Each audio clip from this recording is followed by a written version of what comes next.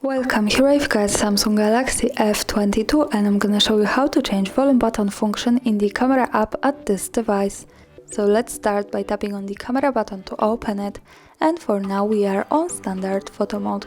The volume buttons at this device are here from the right, so let me try to use them now to see how they work with the camera.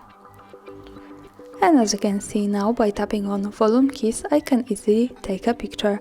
To change its function, let's go to the left corner button to open the advanced camera settings. Now we have to slide a little bit down to the useful features category, and here let's pick the shooting methods.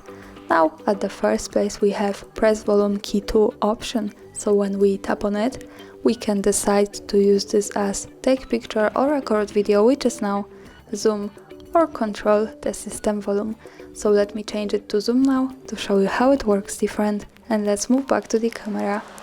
Now let me try to use these volume buttons once again. And as you can see, I can easily get closer to my subject and also go back, so I can use zoom. And that's all, thanks for watching, subscribe our channel and leave the thumbs up.